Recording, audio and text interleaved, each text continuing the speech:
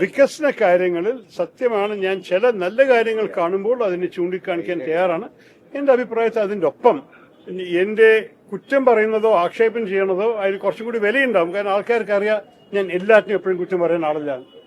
ആ അടിസ്ഥാനത്തിലാണ് ഞാൻ ചില കാര്യങ്ങൾ പറഞ്ഞിട്ടുണ്ടായിരുന്നു. നേരെ മറിച്ച് രാഹുൽ ഗാന്ധിയെ കുറിച്ച് ഞാൻ ഒരു വിധത്തിലും ഏത് വിധത്തിലും അദ്ദേഹത്തിനെതിരെ പറയുന്ന ഒരു കാര്യത്തിനും ഞാൻ അംഗീകരിച്ചിട്ടില്ല. അദ്ദേഹം ഞങ്ങളുടെ നേതാവാണെന്ന് മാത്രമല്ല ആത്മാർത്ഥമായി നിൽക്കുന്നുണ്ട്.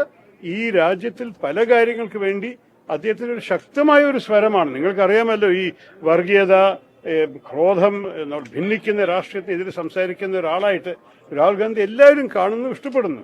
ഇതിനെക്കുറിച്ച് എനിക്കൊരു വേറെ രണ്ടഭിപ്രായമൊന്നുമില്ല. ഞങ്ങൾക്ക് ചില വിഷയങ്ങളിൽ പ്രത്യേകിച്ച് ഇന്നാള് ഈ കഴിഞ്ഞുപോയ ചില വിഷയങ്ങളിൽ അത് ഞാൻ പറഞ്ഞു, കഴിഞ്ഞുപോയ കാര്യങ്ങളെക്കുറിച്ച് കൂടുതൽ സംസാരിക്കാൻ ആഗ്രഹിക്കുന്നില്ല. പക്ഷേ ചില വിഷയങ്ങളിൽ ഞാനൊരു എടുത്ത സ്റ്റാൻഡ് നിങ്ങൾക്കൊരു പ്രോ BJP ആയി കണ്ടു. ഞാൻ അങ്ങനെയല്ല കണ്ടത്. ഞാൻ പ്രോ ഗവൺമെന്റ് പ്രോ ഇന്ത്യ ആയിട്ടാണ് കണ്ടത്.